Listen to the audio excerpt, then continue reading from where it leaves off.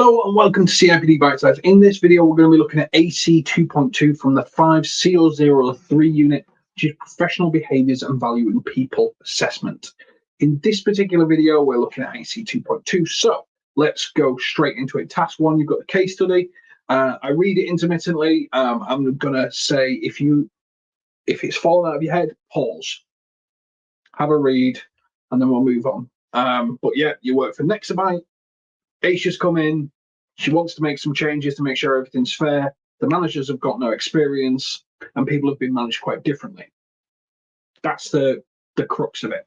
Now, for this particular question, following several complaints about unfair practice in relation to staff training, Aisha has asked you to devise a fair staff learning and development policy, which will include all staff members and will set out factors such as allowance, paid time for development activity, individual training budgets, and the type of learning activities that can be included. Discuss the steps you will take to make your design for the initiative fair and inclusive, and to check after 3 months of implementation that the initiative has been as inclusive as you have intended. There is no need to devise a policy here. Only discuss how you will design it to be inclusive and how you will check inclusivity after 3 months. Okay. So, this question. This is a bit of a chunky question for 400 words per AC. So again, you lay it out, AC 2.2, and you write what you're going to do after there. So imagine this is an organization where they don't use PowerPoint, where you've got to write up what you recommend and stuff like that. That's pretty much how you do it. So your verb is discuss. You have to address the verb to be able to pass the unit. It has to be fair and inclusive. So how do you design something that is fair and inclusive? And how do you check after 3 months of implementation that it is as inclusive as you've been intended? So how do you ensure it's fair? So there's a couple of things that you need to think about within this particular unit to be able to go through. Now, firstly, how do you design something that's fair and inclusive? Don't just come off the top of your head. Let's talk about theories. Let's talk about things. So you'll see in AC 2.1, we talked about Maslow, we talked about equity theory, we talked about Hertzberg, two-factor theory. This is where you can piggyback on each other, because these theories talk about belonging, needs, equality. They talk about these things. So you can use a theory to be, and it can be the same theory that you use 2.1. You don't have to change theory. There's not a requirement that you've suddenly got to go from theory 1 to theory 6. But theories are designed, and there's evidence behind theories. So again, I would start to research some of the theories in terms of, like, let's say Maslow's hierarchy of needs. How do we ensure that we've got a fair thing using that theory to ensure it's fair and inclusive and everyone gain access to it? What's been done in the past? What evidence is there to sort of back up what it's doing? And then how do you check? And that's really a question for how do you check that something's working? How do you check that it's inclusive as you've intended? What do you do? What actions will you take to make sure? And if your answer in your head straight away goes to a survey, I'm going to bang out a survey, you're wrong. One small element of a multiple that you need to do in something like this. If all you can think is, I'm just going to bang out a survey to see if it's inclusive, how does that prove it's inclusive? So that's my only warning for this. A lot of people go, well, how do we check that after 3 months that something's worked? We'll see who's taking it and we'll bang out a survey. Nope. More than a survey. Survey's fine as a small element of it, but it can't be the only factor. Okay. Now, as always, we create a study plan. So again, this is question 2.2. Your verb is discuss. Discuss? Yeah, discuss. Is the scenario required? Yes, because you've been given a scenario about making something fair and equitable and Nexabyte and stuff like that. So how do you design it for Nexabyte? Your word count is 400 words because you've got questions 1 to 6 has 2,400 words. That's 400 words per AC. And because we're being study planning and structured, we have designed what we need for this particular one.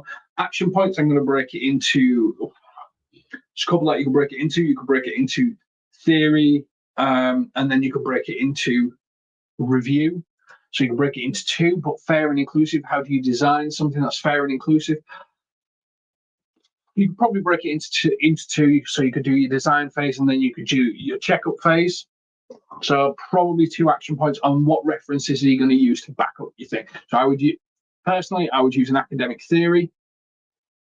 I would find a theory that's been used for something like this and why, and I would research that, and I would go, well, this is what we would do because we use the theory. And then how do I check? Well, these are the actions that I would want to take, and evidence as to how that ensures it's inclusive. How do you ensure that everyone that's involved in it's inclusive? These are the things that I would want you to think about. It's just an example of the study plan filled in. By all means, pause the video, jot it on a book in terms of how you're going to approach the answer. I'd rather you have a plan per answer and you go, right, how am I going to do this? Well, it's question 2.1, the verb is this, scenario is definitely required, so I'll just write scenario. The only reason I write scenario yes in this is because it can become really easy to forget and just get involved in what you're answering the question. You have to reference the scenario in every answer. If you don't reference the scenario, you'll refer. It's just one of the basic errors. So that's why I've got it as a specific box. What's my word count? I'm giving myself 400 words for this. How many action points am I doing? I'm doing 2 action points. I'm going to do a design and then I'm going to do a review. What references? Well, I'm going to use this theory, this, and you're going to build it out that way. And you see how study planning works, because that way, let's say, for example, you start to write this and then you get a phone call from the big bad boss and the boss goes, I'm going to need you to come in, and then you forget you've got this plan not going anywhere. You've already got the foundations as to how you're going to approach this particular question. That's why we've got the study plan in place. Now, recommended reading. Same as 2.1, 2.1. Theories. I like the theories. Maslow's hierarchy of needs is about achieving one's full potential, including creativeness, creating belonging. Social theories about organizations that promote inclusive help to employees to identify positively in their workplace. Now, if you're trying to create something that's equitable, don't think you've got to come up with it from yourself. There's theories out there, and you can use that as your foundation to build something for an organization. That's what we should be doing. We shouldn't be reinventing the wheel. Something like social identity theory is really good because it has multiple elements of the business, but actually when it comes to just designing something and training and opportunities, learning and development, it's one element, but it's one key element to everything that you're trying to do. So if you picked a theory over here at 1, well, why not use it over here at 2? Because it's just a further enhancement of the same theory. So I've got the same recommended reading because it makes sense to me. It makes sense to build on what you already know. It makes sense to build on what you're already doing. Because if you change every single time, what you're then doing is just creating more and more work for yourself, more and more confusion in the staff. If everyone knows that, okay, well, everything we're going to try and do, we're going to try and use equity theory all the way through, we're going to try and use John Stacey Adams' theory, then people can start to think about their own solutions for this. They can come to you with ideas based on the theory. Oh, well, actually, I was looking at this, and I know that we use this, and I know that we do this, so let's go forward with this. Great. Now, as always, to try and help get your head around the question and come at it from a different angle, we create a bit of a fictitious story, and this time we're making you you work for the town hall and you're going to build a community garden. You're up there on stage with a mic, everyone's around, so they're ready for this community garden, but you're tasked with designing a community garden that everyone in the neighborhood can enjoy and contribute to. To ensure it meets the needs of all community members, you must consider diverse perspectives to create an environment where everyone feels welcome and valued. So what are you going to do? Understand the needs, maybe begin surveying the community to understand what types of plants people are interested in growing, any specific needs they might have, raising beds for those who can't bend over easily, what features they want in the garden, benches, shade areas, tool sheds, what people are allergic to.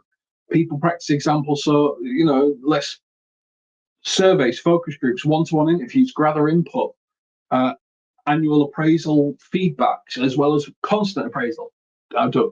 Just think about that. Designing for accessibility, so ensure the garden has a wide, flat pathway for wheelchair accessibility, raised beds for those who have difficulty bending, and tools that can be used for people with different physical abilities. That this is like developing policies that cater to various needs, such as remote work, accessibility to office spaces, adaptive technology for employees with disabilities. And then you need to create a welcoming environment. So, host community meetings, encourage everyone to participate, get to know each other, create signage for multiple languages, include visual aids to ensure everyone can understand how to use the garden. The point of this is just think about how you engage with everyone. So once you've got that engagement in place, that you don't stop there. You don't stop just because you've initially spoke to everyone. Your ongoing engagement. So you set up a feedback system where community members can suggest improvements, report issues, have regular check-ins to assess a garden success, make necessary adjustments. You have a diverse committee of people so that it's not just coming from the top down, so things can be fed through. It could be things like union representatives, it can be things like employee forums, it can be anonymized suggestion boxes, it can be email the CEO or email HR with suggestions, or a whole range of things that you can do, which is why at the beginning I was like, it's not a survey. Survey is not the answer, because you need to engage with people, but you need to engage with people from the start to the end so that they feel like they can come to you with their suggestions and their problems and what they're thinking and what their ideas are and how they want to approach it. Because if you just go, here's an idea, here's what we're doing, here's a survey, nobody's involved. The more you involve people, the more people feel like they're part of it, the more that they actually want to feel included in the solution. It's about being included in the solution. Absolutely best of luck. I'm sure you'll do absolutely great on this particular one, and we will catch you on the next one. Take care.